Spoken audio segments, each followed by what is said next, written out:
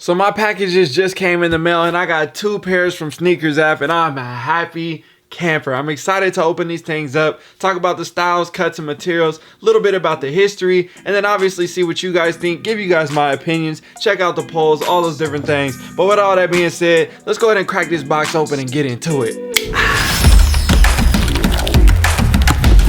Oh.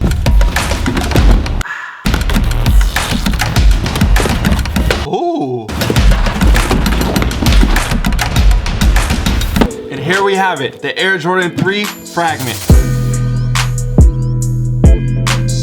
Welcome back to the channel. What's up with you guys? How you doing? How you been? If you did not know by now, my name is DJ and this is the DNA Show. Now if you haven't already, hit the subscribe button, join the family, join the squad, and you already know what to do. Smash the like button because that helps the algorithm oh so much. First, we need to talk a little bit of history about Fragment for those that don't know. Fragment is also known as a streetwear brand originally created by Hiroshi Fujiwara, and we have seen a bunch of dope iconic pieces created by him, even a dope collab with something like Pokemon. You got to check my dude out. He's decked out in Fragment, Pikachu decked out in Fragment. You know what I'm saying? It's just, that's fire. And with my background with studying Japanese from kindergarten all the way through high school, taking trips to Japan and learning so much about the culture and diving deep into it throughout my entire life as a youngster, I think something like this really hits home for me because I always like to see dope collaborations coming from Japan, especially with different artists and the culture all around it. I love going out to Japan and I definitely would love to have a sneaker like this in my collection, so that's why I'm so excited to have these. So enough talk with the backstory, let's go ahead and get into these shoes. This is a different box actually.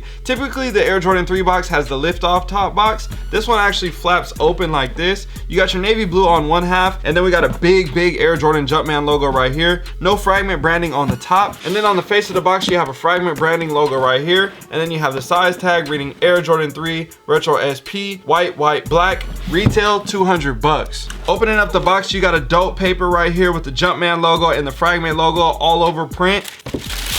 And then you got the shoe. Oh, you got the shoe. So before we get started, one shoe that I will be comparing in hand will be the Red Cement 3 for the cuts of the materials and the style of the shoe. And then the other two I will be using for color blocking will be the Tinker Air Jordan 3, and then obviously the Fragment Air Jordan 1 will be referenced as well. So let's go ahead and get into the video. First impression of this shoe. It's simple, it's basic, it's clean. I'm not mad at it. I personally don't like white shoes as much as I like darker shoes, so that is one knock from it, but I do like the cut of it and the materials look solid, so I'm excited to see what you guys think about this as I go over this review. Starting with the outsole, you have an all-white outsole with a black here at the arch of the foot and a black at the ball of the foot. Working our way up to the midsole, you have an all-white midsole, a white air unit, and white stitching here around the toe. And then one thing that sticks out right here on the heel of the foot as well is it has a fall 2020 branding, Fragment design, the numbers and everything on here. This kind of gives you that design element, kind of like a sample of it, and they want to create that element of the industry mixed with the culture of the shoe as well and show you how the back end is with it.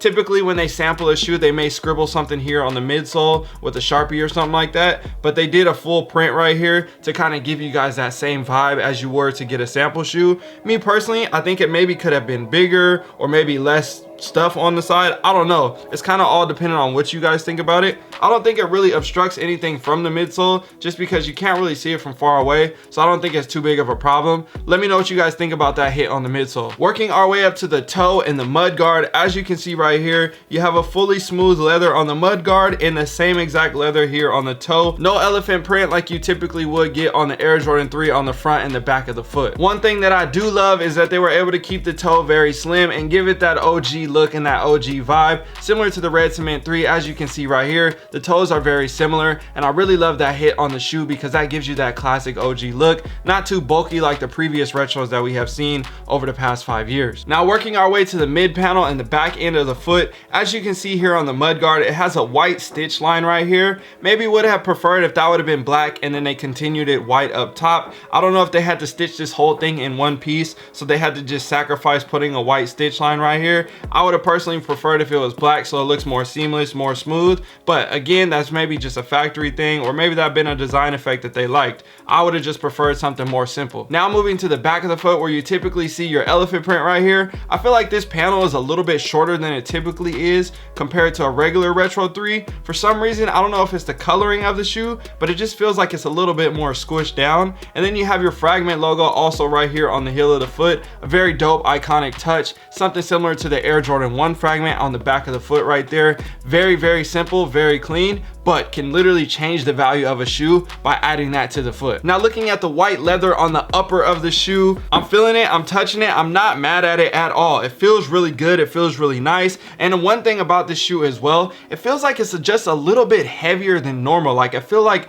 the leather and the quality of the materials are just a little bit nicer, a little bit thicker cut or something, and it's causing the shoe to just weigh a little bit more. But I'm not mad at this at all. I feel like for $200, you're definitely getting your bang for the buck. Not even talking about resale value, but just straight up like durability and quality of the shoe. I feel like they did their thing with these. Looking at the sock liner and the back of the tongue, the materials are a lot nicer than your typical materials that you get on an Air Jordan 3. More kind of like that neoprene style that you get, a little bit smoother, a little bit silkier. And then on the back of the tongue, you have Fragment stitched upside down with a black patch. And then going to the back of the shoe, I think this is one of the most controversial, most iconic, most dope, whatever you want to call it, pieces of the shoe. So let's go ahead and talk about it. Now you remember on the Japan Code Denim 3, they had the same thing with that, but I feel like we saw these first. I don't remember, but I feel like we did. And honestly, on the last one, I was digging it, and on these, I'm digging it too. I think it's a dope hit, a dope touch. Obviously, what you're gonna have to worry about most is what over time, this is probably going to yellow. It is kind of interesting because when you flip the tab back right here,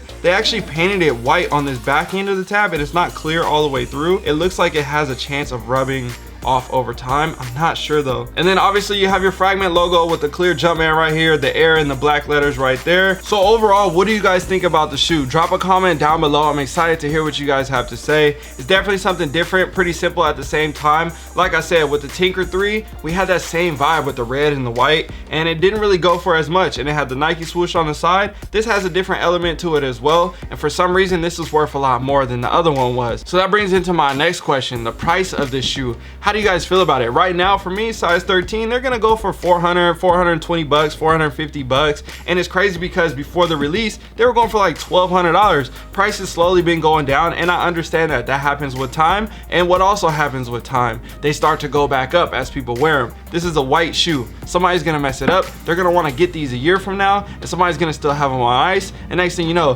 $1,000, $1,200, $1,500, $2,000. I think this shoe could easily be worth $1,500 to $2,000 if you give it some time. I don't think, you know, a month or 2 months from now, but I think maybe a year or 2 years from now, it could hit those prices just because of the demand and then the collaboration and the hype behind the collaboration. And if you have the Jordan 1, then you're probably gonna want the Jordan 3. And then there might be another collaboration that may come out, and there's a lot of different factors that can roll into it. Or, like we always know, if Travis Scott wears them, next thing you know, that's the overnight price hike. That's the only time that we see that happen. If Travis Scott wears this shoe, they're gonna go from 400 to 800 like that, and it's gonna be crazy. You're gonna be like, bro, why do you shoot that so much? Go to Instagram, scrolling right there. Oh, there he go, Travis Scott wearing the Air Jordan 3 again. Oh damn, next thing you know. So it's that type of situation. But at the end of the day, I feel like it's a great price right now. I don't see them going much cheaper. We seen this happen with the Travis Scott 4. Remember that? The price started shooting down. You're like, oh bro, them is cheap, nobody want them. Now you look at it, $1,200, $1,000, and you're like, bro, what was I thinking? If you haven't already, follow me on IG so you can participate in the polls, and I always post those on my stories before I drop the videos. Take the results and then I'll put them here inside the video, so that way you guys can see what you guys voted. So fire or trash, what is it? 80% said fire, 20% said trash. I get it, we got both sides, and I understand where each side is coming from,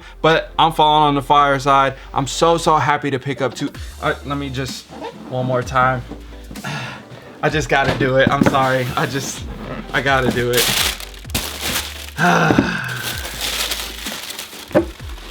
Just so that it don't say it's photoshopped.